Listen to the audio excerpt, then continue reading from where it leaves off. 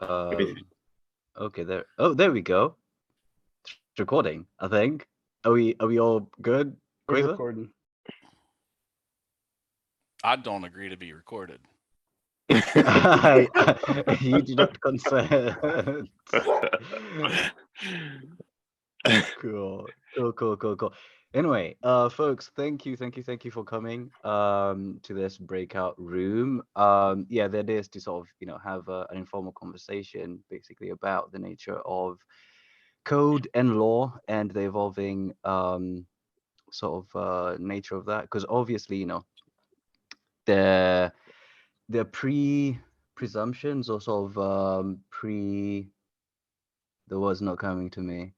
But yeah, presumptions about what I suppose what code does and what code can do, but also what law is.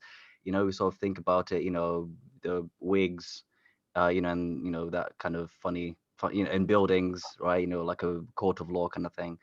But actually, when it comes down to it, it's basically just, being able to come to an agreement and be able to enforce it, right? Fundamentally. And so, that fundamental nature of it, is gonna, really shift as assets come into the digital or digitized space, whether it's within decentralized ledger technology / blockchain or, other domains. And yeah, there's also other stuff, like AI and stuff, machine learning, like Quasar, inferred to, during the town hall. So anyway, yeah. So actually, if I could, is that do you wanna? And so yeah, this whole conversation was actually inspired by me meeting Izzat and coming across her proposal and what she's doing with Imani Partners.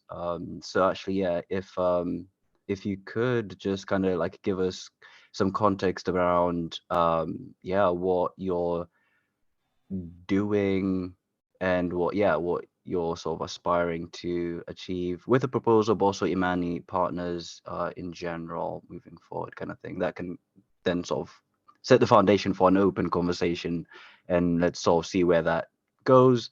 And hopefully, actually, in the spirit of time, I hope to kind of just keep this quite tight. So like if we get close to like 45 minutes / an hour, if the conversation starts to sort of taper off, I'll just sort of, I suppose, bring it to an end.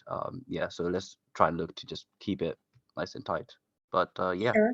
Izzat, please take it away. Thank you. Do you want me to use, 2-3 slides that I have used to pitch for the idea that I have put forward on the Fund 9? Would that be okay? It's your show. Go for it. Please, thank you. Yeah. So I'll start with saying hello to everybody. Thank you very much for joining us this evening. My name is Izzat Begum Rajan, and I am French born and raised in Paris, but I've been wandering around for about 20 years. I'm an international tax attorney, to go to your point, Marcus. Thank you very much. Made earlier. I've been doing that for 25 years, but at the same time, I've moved around the table, not only as an advisor.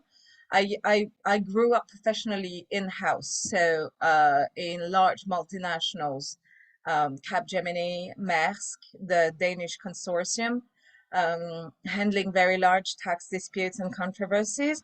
But because of being in-house and being very deeply involved in operations, I do believe that that makes me a better strategic consultant.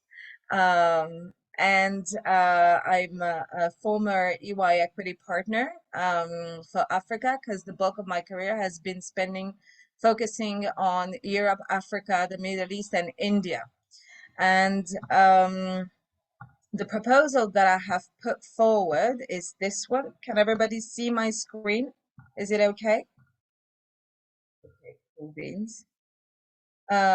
So it's called Low Tax for Blockchain.io. It came from the fact that I'm already advising companies in the Cardano community and other communities.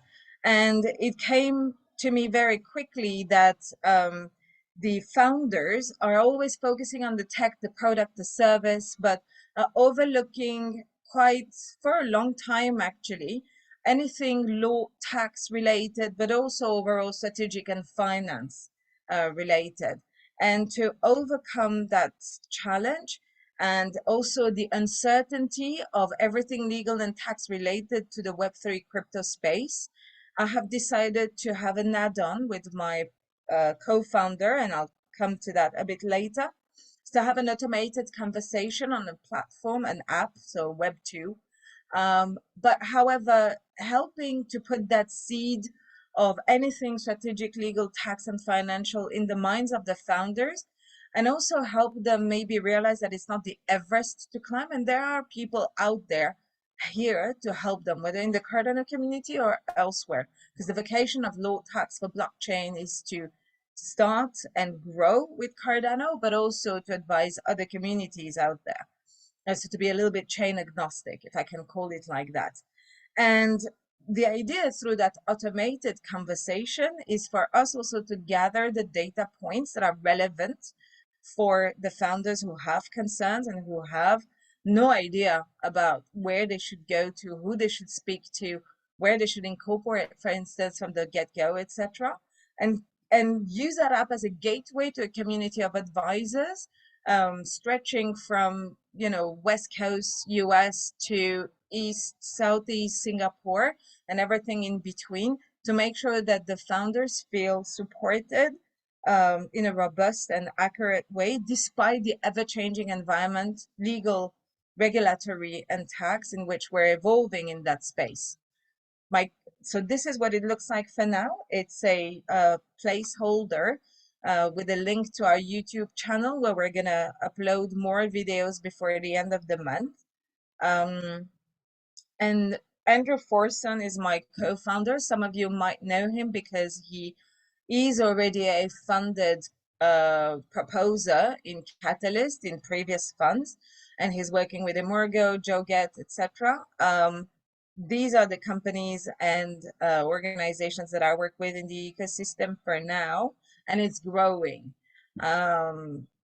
And that's it. I'll send you the link. So this is my website, Imani Partners.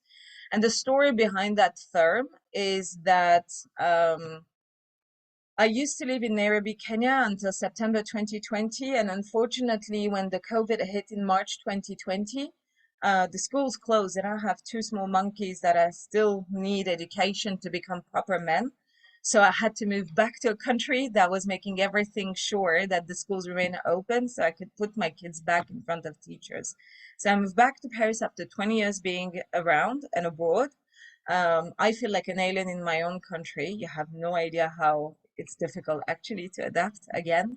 And I set up my strategic advisory firm, Imani Partners, with the idea that combined with the fact that I'm a PhD candidate right now, researching the tax frameworks around utility token and trying to define that in my PhD thesis, I could probably be of value to communities such as Cardano.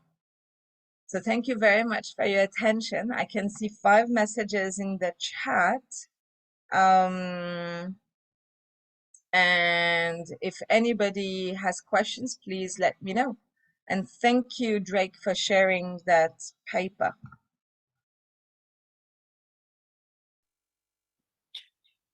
Hi, Isa. Could you drop the link to your proposal in the chat as well? Sure. That'd be really useful. Sorry.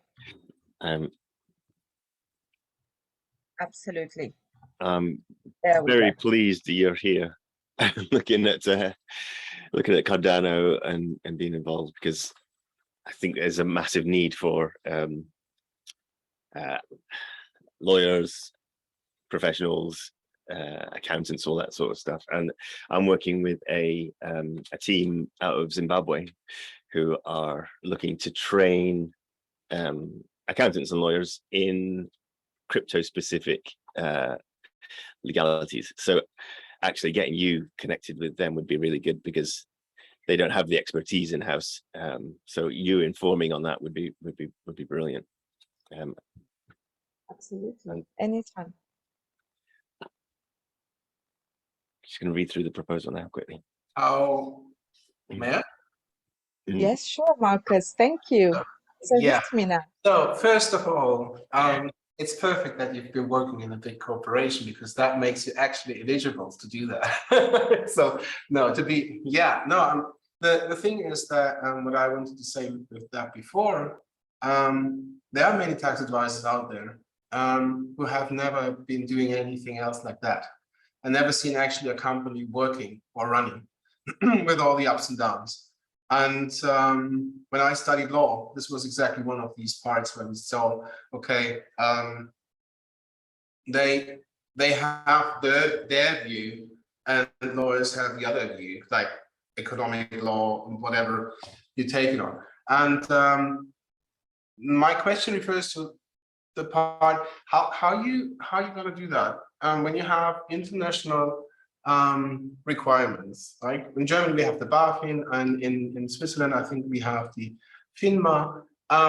They have different needs or requirements for launching a token or staking and all that stuff. Do you create basically a collection of the base requirements and then want to automate that? Like, I want to create a token with a company and put that together in Kenya, right? Or Zimbabwe. And I have no idea how the economy there works. I know how the people might be working there because I have family there maybe, or I have friends there or whatever it is, but I have no idea how the rest works. And I don't want to have the cool then. And I don't want to have the issue like many projects like right now have with the US, having launched a token and now are in big boo-boo. Thank you very much for your question, Marcus. I think it's a very important one, and it sends back to the methodology as to how to make it both efficient for us as advisors in terms of not swimming in details that would be endless to put together, but also to bring value to the community in the first place. Having been a CFO and a COO for about half a decade in large multinationals again, I have a very practical view. So let's take the example that you're trying to deal with here, Kenya or Zimbabwe, with no regulation, basically, when it comes to crypto, either stacking, issuing a token, or even, having an NFT attached to any kind of operation to get funding from the community. There are two ways to approach this. Either we say, okay, so Wild West, we do whatever we want and zero requirement, but that's not realistic because we know legislation one way or another is going to come our way. The other approach is to say, let's take the highest regulated jurisdiction and then build a list of documents and compliance, file for everybody to go by. And if they don't tick the box, tough shit, you can't, excuse my French, you can't incorporate, you can't do your operation. That's not realistic either.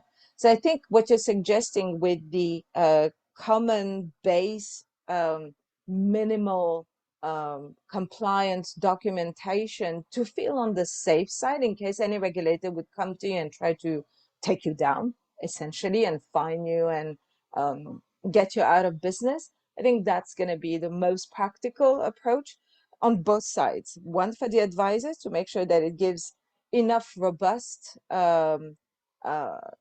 advice to the founder, and so that they feel that they are helped, but also have solid ground below their feet, considering the ever-changing legislation everywhere right now. Is that helpful, Marcus? Yes, absolutely. So the streamlined version, and then somebody would reach out to you if they need proper definement. So it's basically something like the template generators that we currently have on Web2, with the different parameters that we need, and then the platform spits it out first, and then you say, okay, if you need more, just go to XYZ, exactly, because there will be a directory of advisors that would be trusted, that would be tested and trusted. And I would be part of that testing phase and making sure that the advisor we work with for the Cardano community today, but others tomorrow, are robust enough and are keeping themselves up to date. Because of course I'm only a human being and I cannot possibly know everything about every single jurisdiction on planet Earth.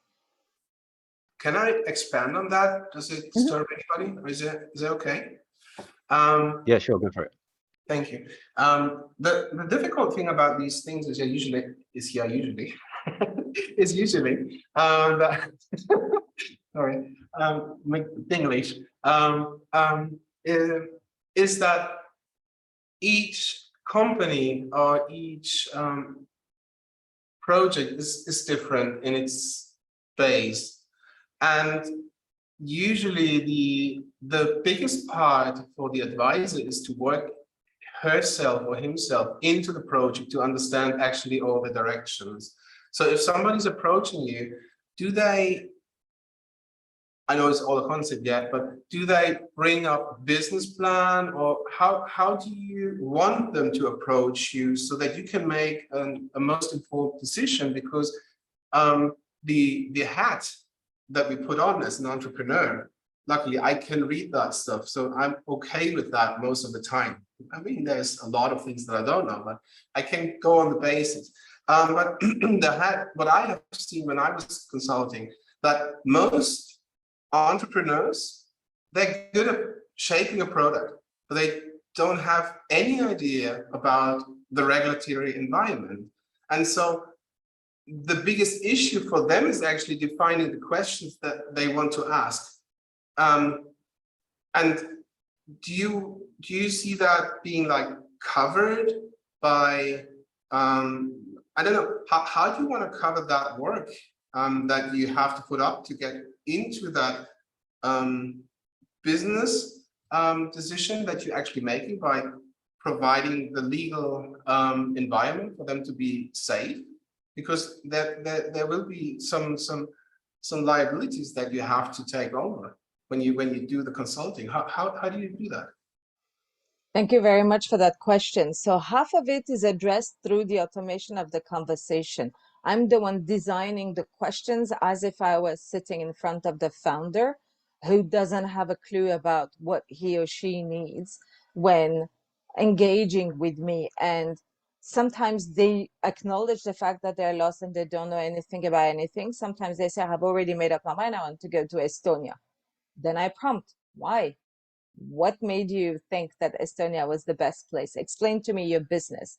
And so it's about breaking it down into such nano questions that I'm able to see that, okay, the reasoning is only because, oh, it takes only 48 hours to create potentially a company on the Estonian online platform. You get e-citizenship.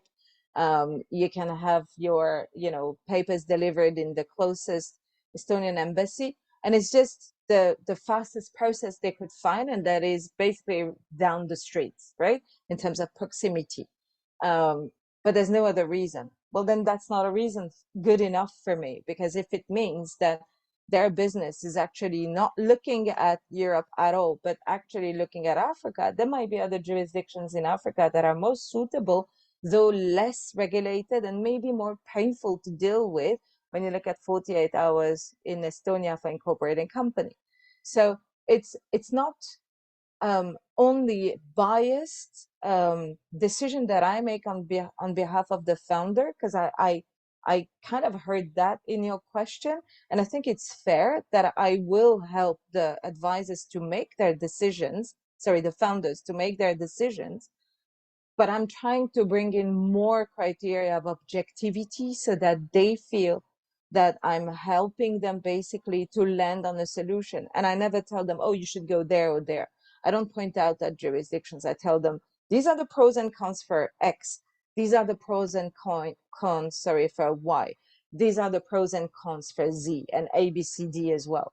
So at the end of the day, I don't make a decision for them. I give them the options and the pros and cons, and it's their ultimate executive decision for them to make. Yeah, that makes sense to me now. because, yeah, because basically creating some sort of a framework where you could say, have a look at these things. That's a good one. That's a good one then. Yeah. Thank you. Yeah. So do Sorry. I have your buy-in now? Yeah, I didn't mean to grill you on this one. I just wanted I to. don't feel grilled. These are legitimate questions that unfortunately you don't get to answer. I'm glad you asked it, because in elevator pitches sessions that we have had throughout for the past 2 or 3 weeks, it's great to have the opportunity to be present, to have the pitch done, but you don't get enough time to have those in-depth conversations, actually existential and quite important questions. So thank you. Really appreciate that.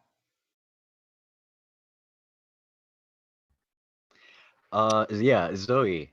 Did you have something that you put your hand up? Did you want to ask something? Oh, it was more just what popped up in my head because Marcus asked about staking. So I was wondering whether there is or you as consultant just focus on businesses or also on like pleb staking or something. I'm sorry, I didn't get your question.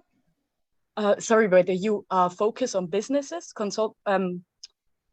advising businesses, or whether you also give advice, tax advice or law advice. Sorry, about on like regular people just staking or having crypto, because in Switzerland it's super easy. Holding crypto is just capital, and staking is income. So that's super clear, but yeah, I figure that's not in every county that clear. So to be extremely clear, I advise businesses. Yes. I have never advised individuals unless they're wealthy and they're organized as family offices. I could advise individuals if they're willing to pay for the advice, no worries, and guide them through their local legislation. I could do that, and I probably will in time. But I feel right now to build a community such as Cardano, it will come from the businesses themselves for now. And then maybe a bit of time lag until I can dedicate some attention and proper types of services for individuals only. Awesome, cool. Roberto, please take it away.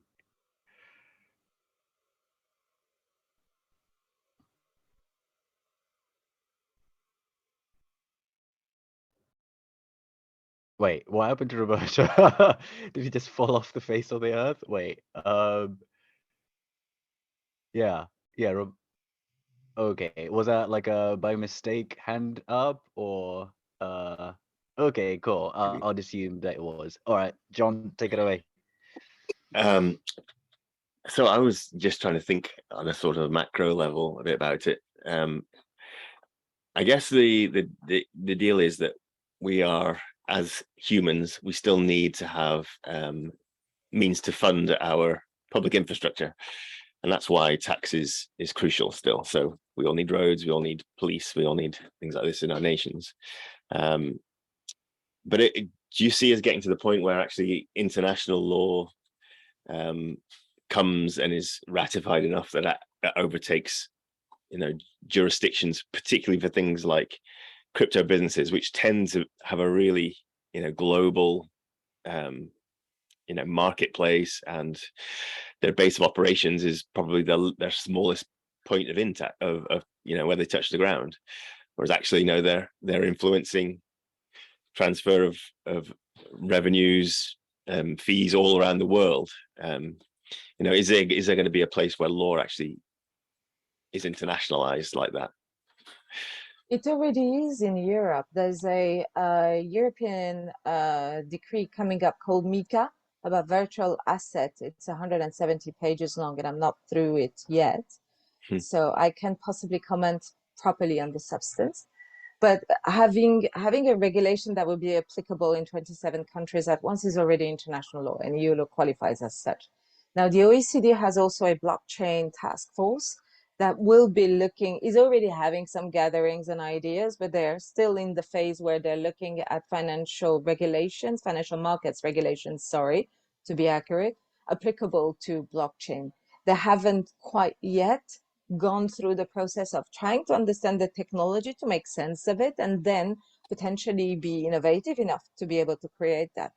The IASB, which is the board issuing the IFRS norms in terms of accounting, is receiving right now propositions and is consulting publicly to have IFRS 9, which is the accounting norm applicable to the revenues derived from financial instruments, being amended simply because it was issued way before the rise and the, this era of crypto, and it doesn't take that into account in the way it is dictating how to account for revenues derived from financial instruments. Most importantly, it has a failure in its core because it doesn't define money, which means on the flip side that we can do whatever we want with it should they be listening to us, in terms of saying, fine, NFTs are not money, or are money, but commodity money, therefore fungible, and then not regulated like a financial instrument.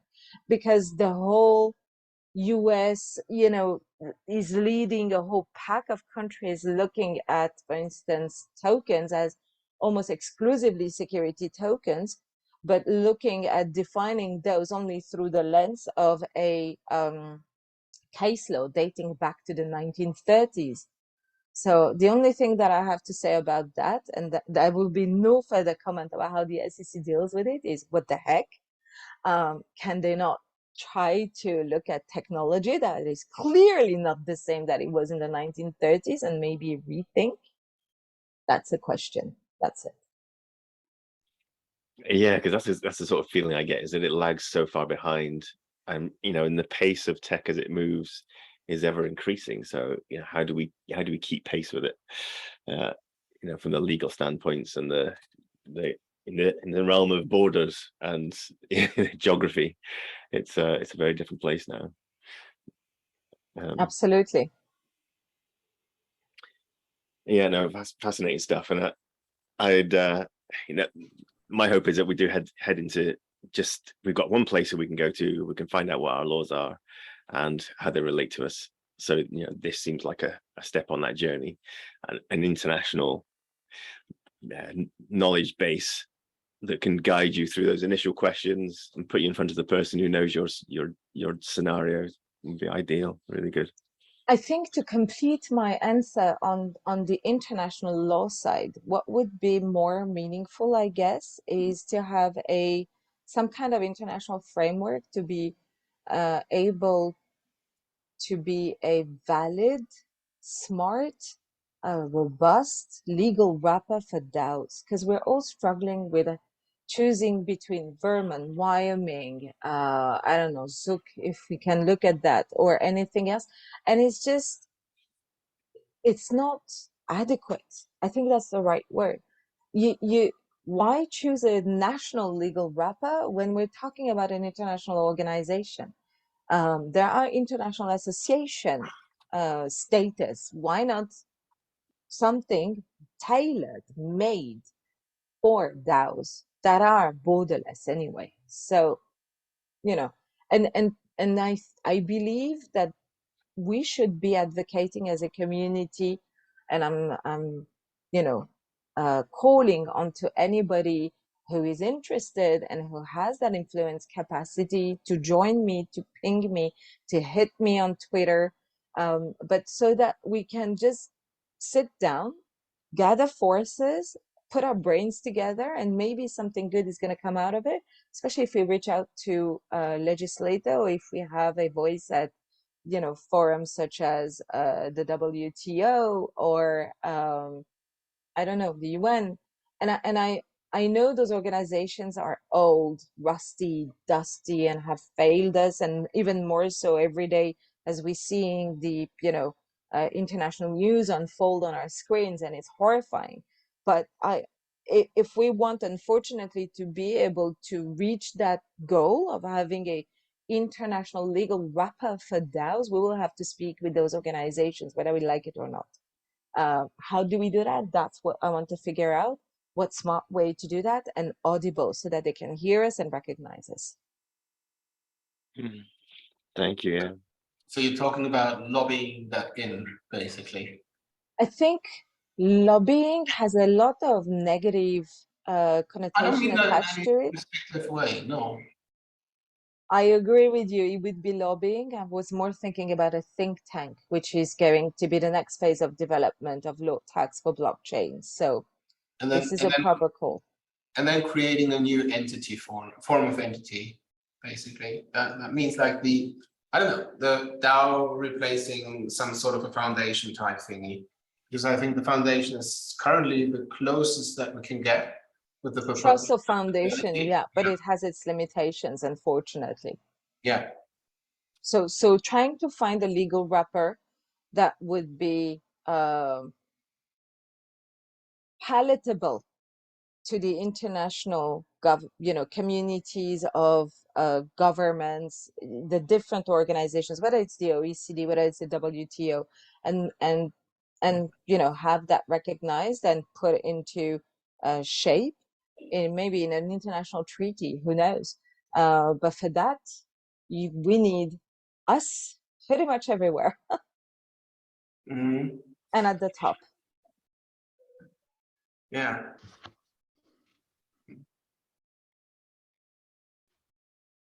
It sounds That's a like you want very to say heavy something else, Marcus. silence. Yeah, I know. It's like super I was like, contemplative. dun, dun, dun. What did she say now? Cool. My Did you have a mind follow-up, went. Marcus? I think I've just been thinking about it, because in order to achieve that, it cannot be the Cardano ecosystem alone. No way. And that's I think Agreed. what we've seen with Charles being at the Congress. That was amazing, right? He didn't speak for himself, he didn't speak for Cardano, he spoke for the industry. I don't see that with other communities as for now. And there's so much childish behavior out there. It's crazy. It's like, I don't know, 12 years old kids on the playground playing Masters of the Universe. Right? And that's what's getting used against the industry. It's like the thing that we've seen with all these exploits currently is the same thing that we see in current web technology. You have JavaScript, which is highly accessible and makes it so vulnerable because it's so accessible. It's the same with what people used to say about PHP. If you use PHP right, it's such a powerful thing. And JavaScript is kind of the same, right? And now we have the Solidity thingy, and now that's what Vitalik Buterin said, stop bridging. And he basically swallowed the rest of the sentence because you have no idea of what you're actually doing. You're just copy pasting everything. And now we have the copy paste tag. And I think I'm making this loop because I just want to point out what kind of time frame we are talking about here. This is going to be immense. I don't think the whole industry is gonna get themselves together within the next 2 or 3 years. I don't see that. I just don't see that. There's so much rivalry going on. And the question is, maybe if I just want to throw something out there, maybe we find some intermediary solutions for that. Like, I don't know, and maybe that would be a point where we could say, okay, we have found how companies would create, for example, foundations. Yeah, with the perpetuality, and having them kind of a like an aisle that takes in projects, right? When you make them the reason for those foundations, shielding projects, crypto projects within that and that environment, right? Within that and that legal jurisdiction, within that jurisdiction, and then the project would be sucked up or would be flying under this foundation, and at a certain point can be released or at any time could be released again. Maybe something like a construct of that could help with that. It's just a random thought now, but maybe with that we could try to start something without having to drag the whole industry behind us. And then people would see actually that we all do something with that, and that we can work it out, because that would be something that would be worth exploring in my world, to say, okay, we can work with what we have and then elaborate from there.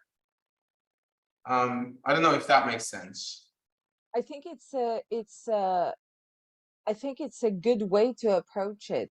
It's not only about achieving the impossible and having a timeline of a lifetime, basically, right? Because that's the type of lifetime timeline we're talking about. It has to be multi-channel, it has to be multi-layer, it has to be multi-angles, and it has to be short, medium, long term. What you're describing is probably medium term. It sounds like you want to do a foundation that would be some kind of incubator, taking on projects, spitting them out as businesses, taking them on as projects, spitting them out as businesses.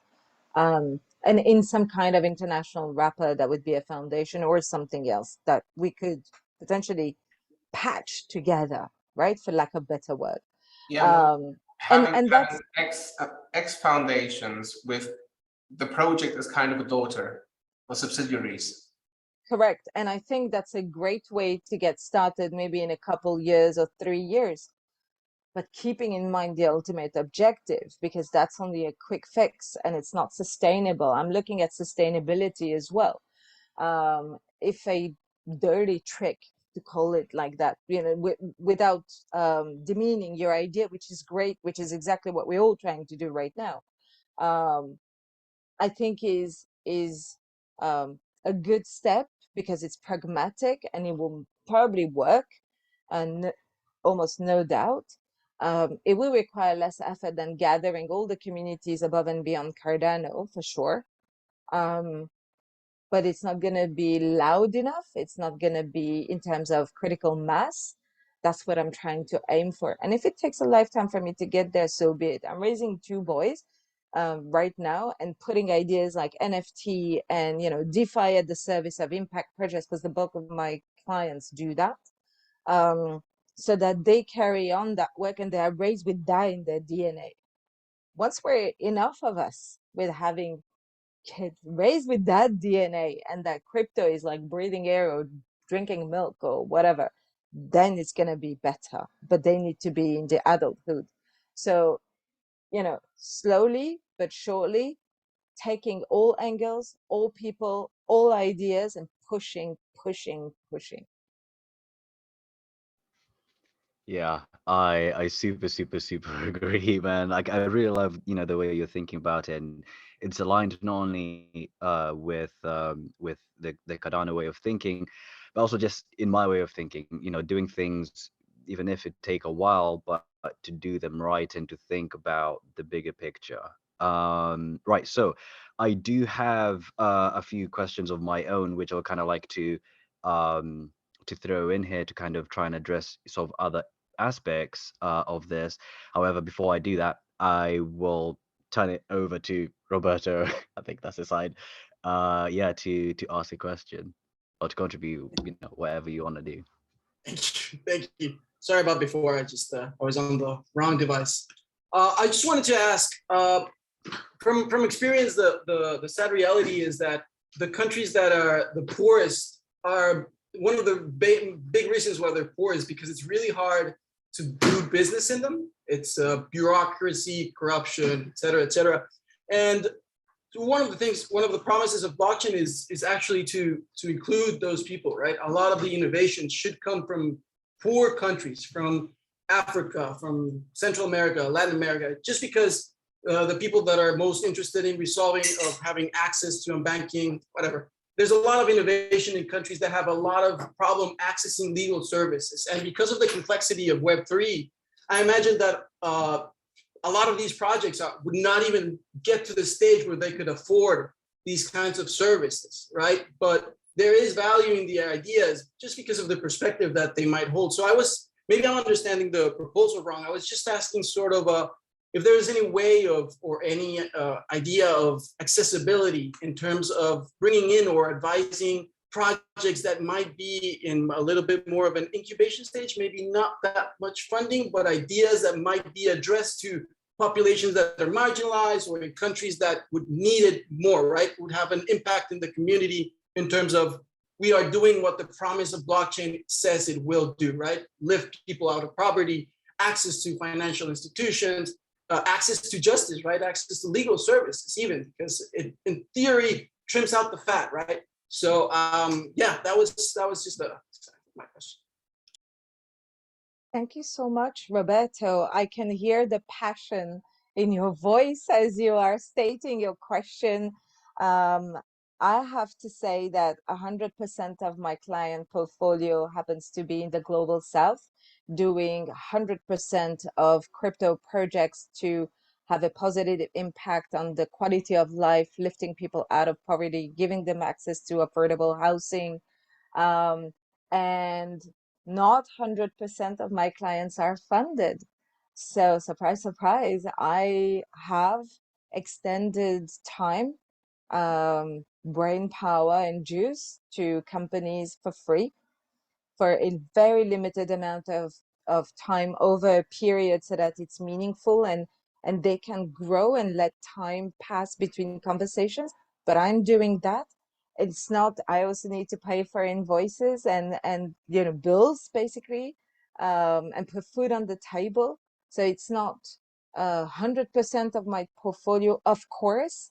And there's a little bit of seed funding in I would say the middle part of my portfolio, and then the top part of my portfolio is funded or self-sustainable. So thank you. Yes, I'm doing that. The services that on Low Tax for Blockchain IO are not going to be exclusively for people who can pay. There will be ways. We just need to figure it out with my co-founder.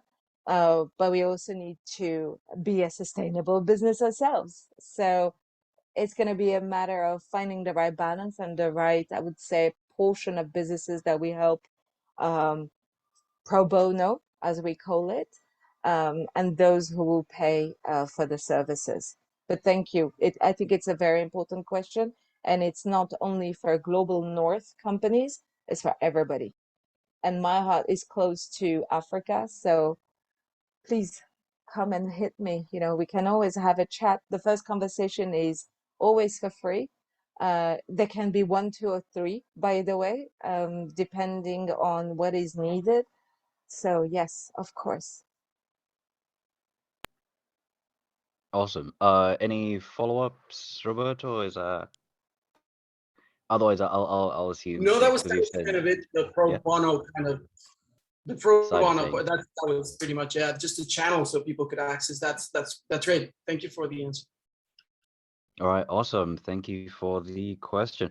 All right, so we've got about 15 more minutes until we sort of get to the hour's point, and I've got two sort of things I want to talk about within this particular time, if that's all right. I suppose in terms of points I actually want to make here, just to actually piggyback on the point, on the question and the answer that Roberto and Izzat just gave, respectively, and also actually in the reference to your question that Zoe asked, right? Because when you think of, or when one thinks of changing changing a paradigm, right? You can either do it at the sort of like consumer level, or you can do it at the company level, or you can do it at the like government level, right?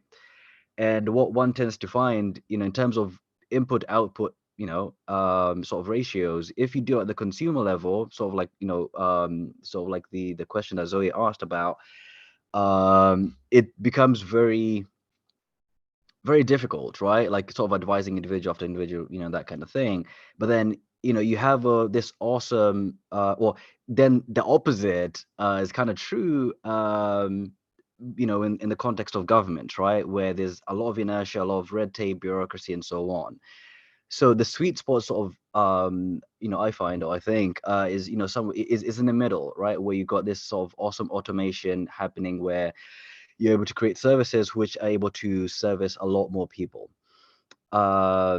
So yeah, I just want to sort of, reference that. And yeah, which is why I think, creating, sort of wrappers or entities, and sort of thinking about things in that particular way, I think is quite helpful.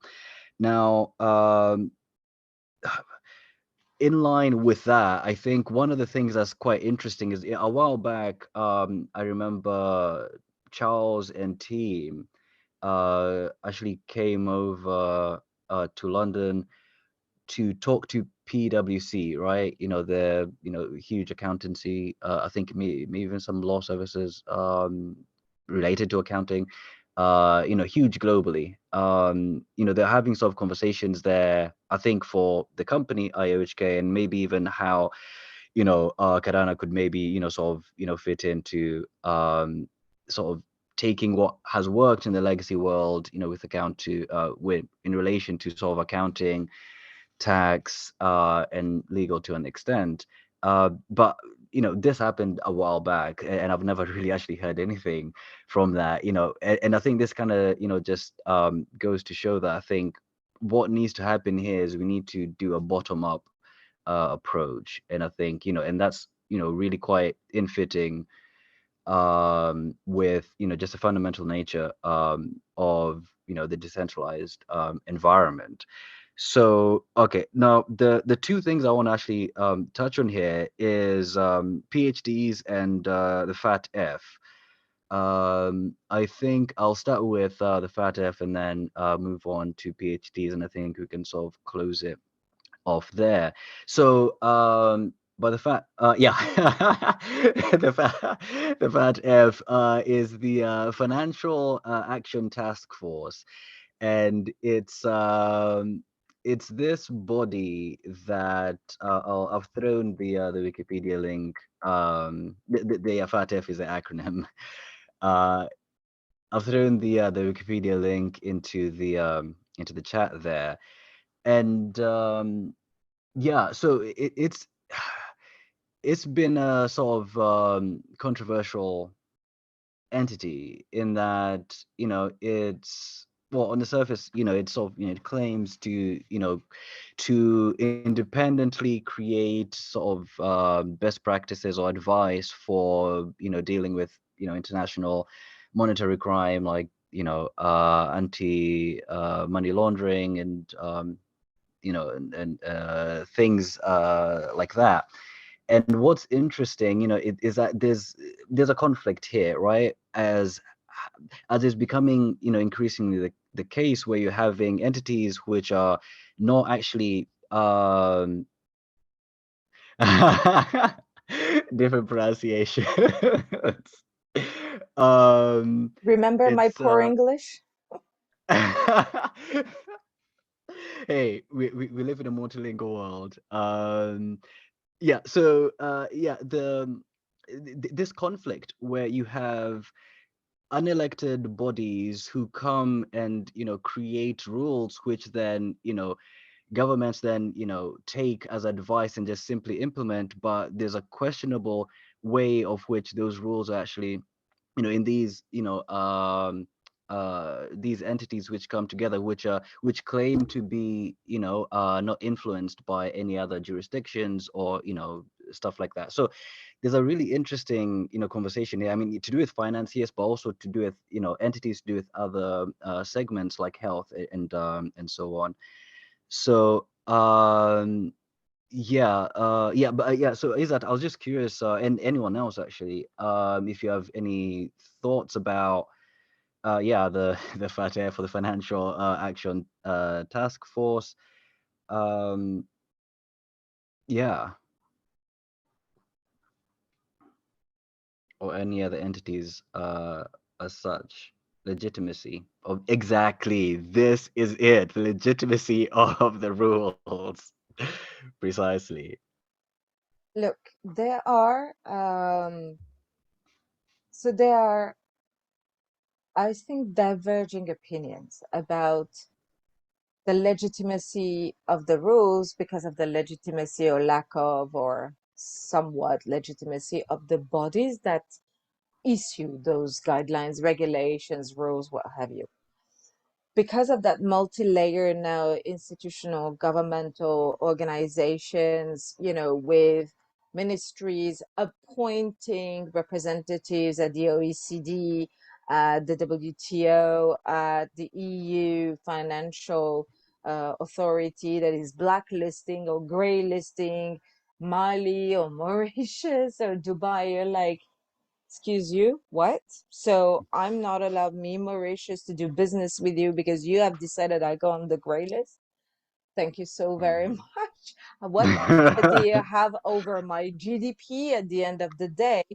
Who the F are you to tell me I'm not allowed to do business with your companies, or to put a basically downgrading, if we were in the banking sector, on my robustness, on my sophistication of my legal system, because I don't go by your standards of AML, KYC, ABC. So AML is anti-money laundering, ABC is anti-bribery and corruption, and KYC is know your customer type of regulation, right? And so you get into that very skewed alternate reality where governments are just punished. Countries are now, see the foreign direct investment be derived completely and hijacked by other jurisdictions because, oh, I got a gold star from the EU, FATF or what have you. That is just not okay. In It's what one step world? away from them turning your COVID passport red. Sorry, Drake, finish your sentence because you turn off your mic just too early. Could you say I that said again? it's about one step away from them turning your COVID passport red just because they don't like what you're doing. Or the credit rating in China, right? Because of you paying your bills on time or one day too late, or it's like, why? Yeah. What? How are we defined by how we use money, or how sophisticated is our legislation? Let's not forget that the countries that they are pointing fingers at, saying you guys are not doing good enough, right? Sophisticated enough, implementing fast enough. Our countries that were colonized by the very same guys who are pointing the fingers. Number one. Number two, that means that we're talking about young nations that may not have had 300 centuries of, century of lights and Renaissance and, Alexis de Tocqueville and who else, right? It doesn't make sense. You can't compare oranges and apples. And yet that's what we're going by, because who has the power is those who have the money. And I think what we're trying all to achieve through DeFi is precisely to break that and to make it more just, to make it more balanced, to make it more equitable, to make it more fair. And it has to cripple also in the way that the governments will be now behaving as, personalities, because states have legal personality on the international scene, but that's just wrong. I'm sorry, that was a bit too much rambling, sorry. No, It was well not at appreciated, all. believe me. Exactly. That's the energy. That's the energy that we need to bring. You know what I mean?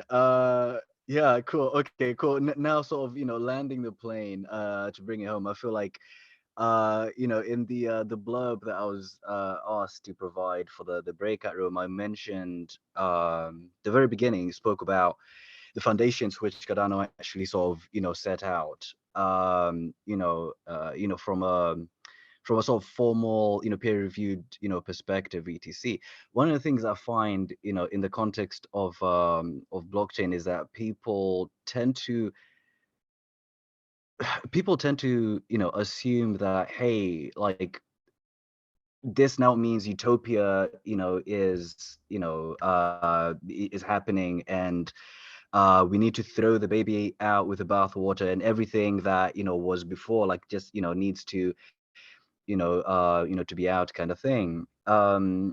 So, one of the things that I really appreciate about people working within Cardano is that things like peer review, right? Or just, writing papers and stuff like that. Like, there's this, the scientific method, right? It's undisputed. And I feel like folks who actually, coming to the table and sort of bringing that kind of that work ethic, or even if it's not as thorough, like, just, doing that, I think is super, super important. And obviously, is that you're working on, on your PhD, around all of this. And I suppose I'm just curious how you're thinking about, I suppose, maybe creating frameworks or sort of documenting how you're going about the formality, and, seeking out input to your research, or your thoughts in general. Um, yeah, and just how, because obviously, as someone mentioned, we can't, really be going at things in a haphazard way, right? These are people's lives we're talking about, like, identity, money, health, information, a whole bunch of other things are going to be linked to all of this. So, we can't be nonchalant, to sort of, devil may care kind of thing. So, yeah, I'm curious about the sort of the academic approach and the balance, and how you're thinking about that, and justice. Thank you, A. Um, so there's the business side of what I'm trying to do, right? The immediate, hardcore, very pragmatic guys, I need an advice, who can help? Here I am. That's one part. Some of that work will be transformed into data points that I collect, and then I can put forward as well in my PhD. But that's not where my, I would say, thoughts take shape when I'm thinking PhD, researcher, academic work. I also attend conferences, online, in real life. I meet other communities as well. And through those gatherings, whether academic or business oriented or industry related, I meet other people who are actually PhD, either postdoc researchers, with very, international, well-regarded organizations already. So I feel like a baby. And I chat with them. And then when I find out where we're actually 90% aligned on the views for the industry and how it's done, I try then to take it to the next step and try to submit papers for to attend conference and present those papers. And A, about this because you are trying to pull me into one of them.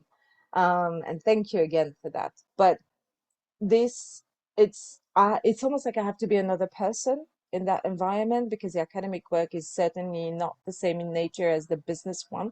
And I've been a business professional 25 years in my life. And so it's almost like I have to develop another set of skills that I have, the critical thinking, the analysis, etc., but presented in a different way and maybe less passionate than in this forum, for instance, where you have to be extremely balanced and proper, and can't say F or S words, and argue your way through. And that's what I'm trying to do.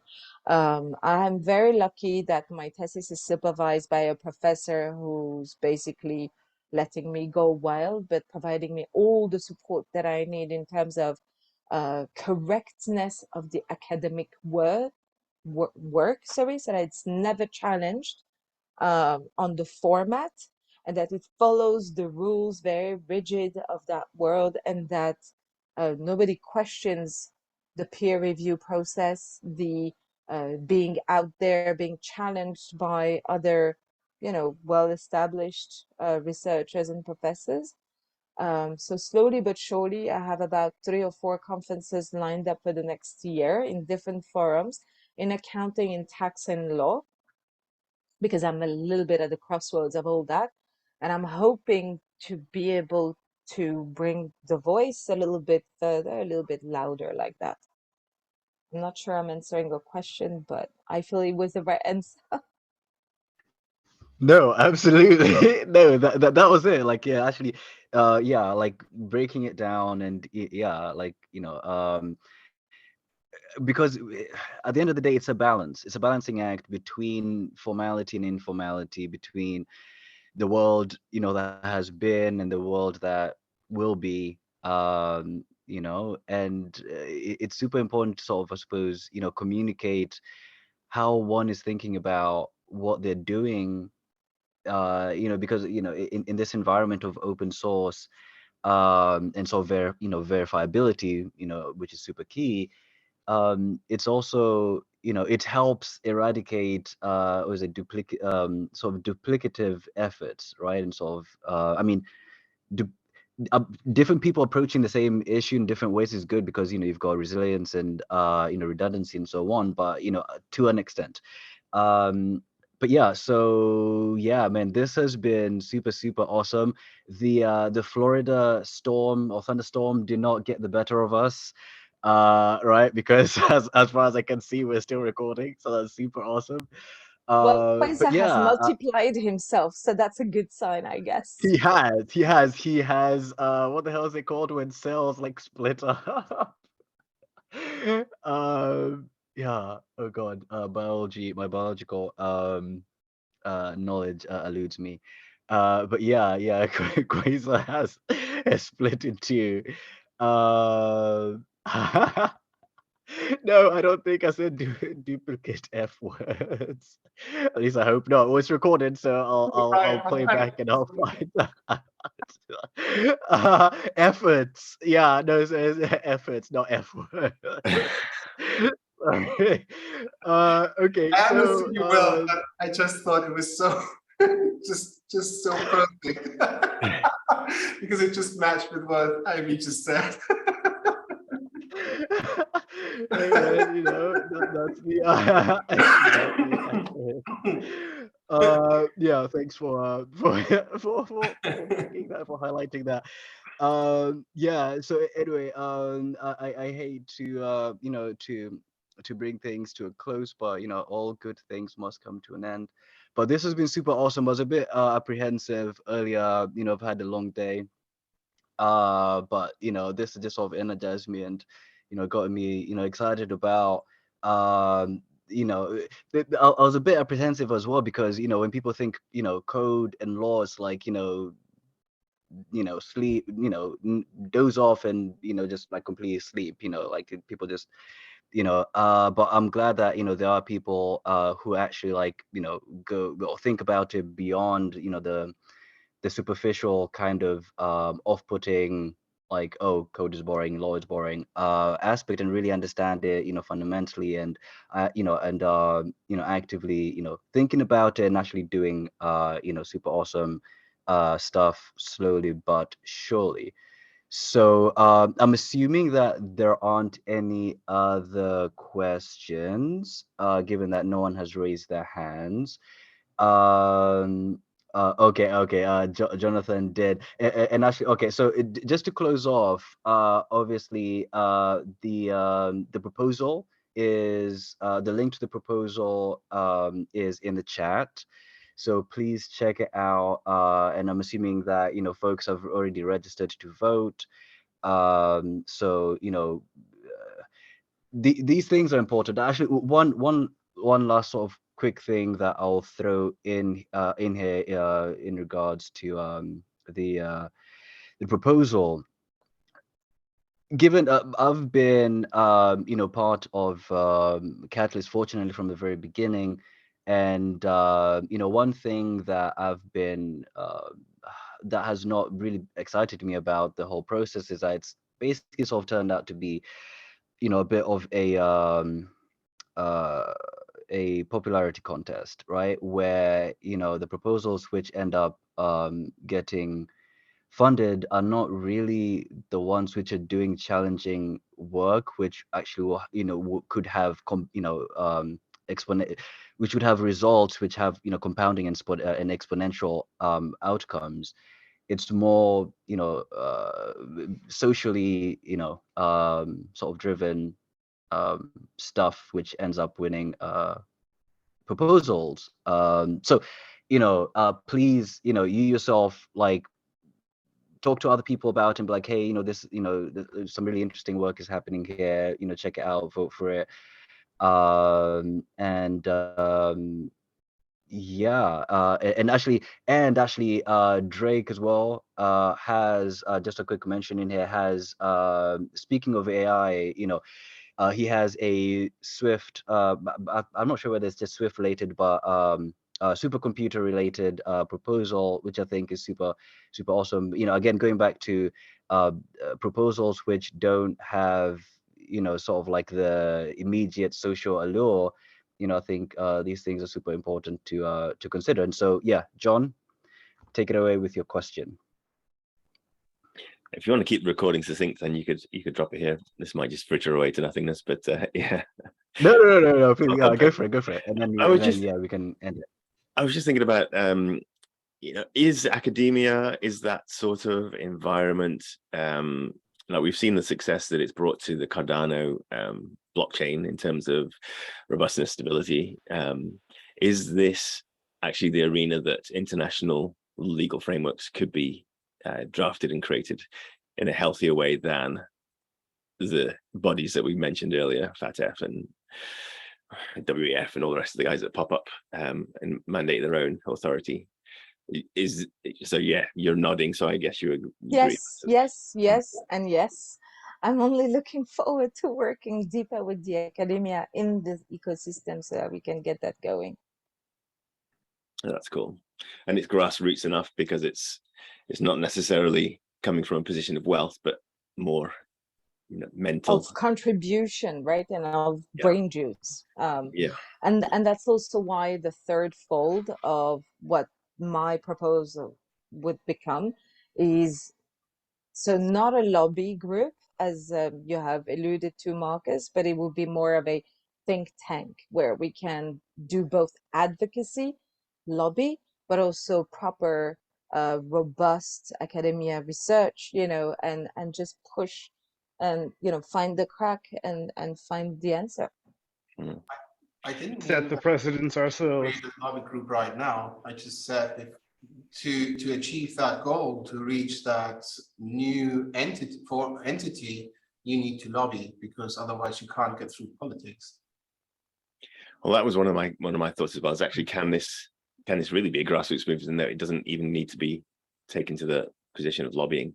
Can we create immutable legal frameworks that we adopt as individuals, as businesses, that bypasses the whole governance, or forces itself onto the international playing field of the governments?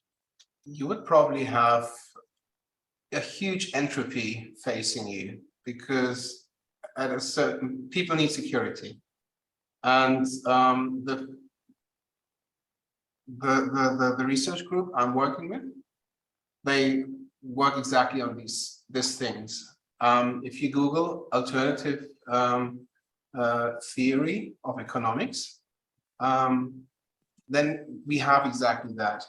Basically, since the 1980s, my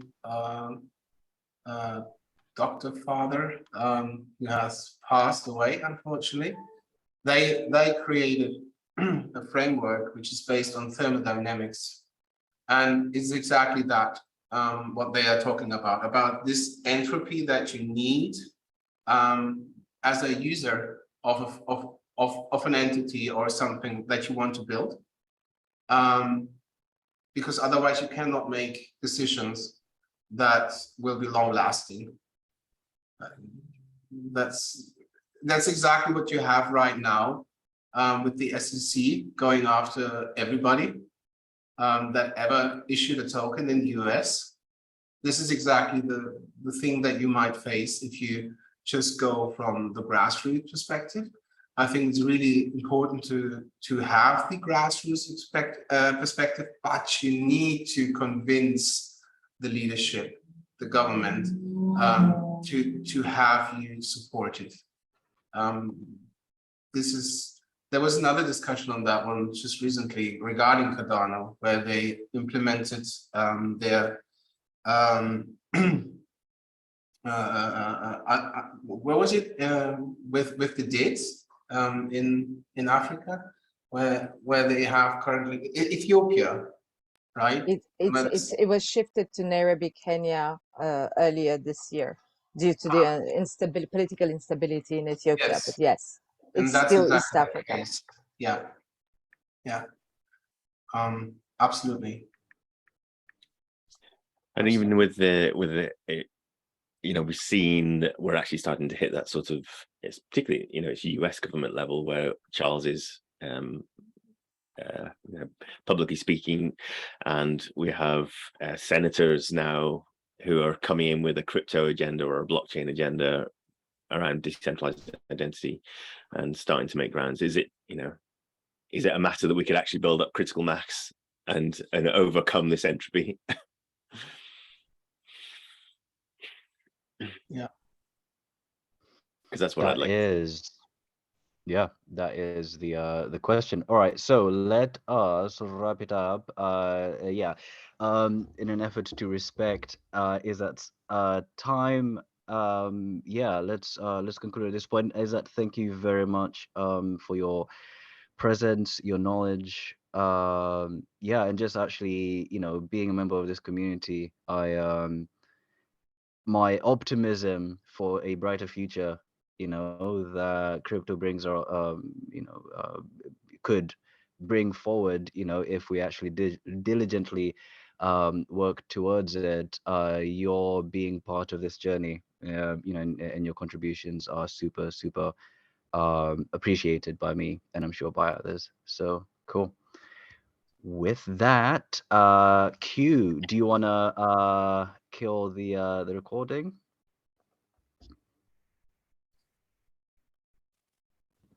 I could.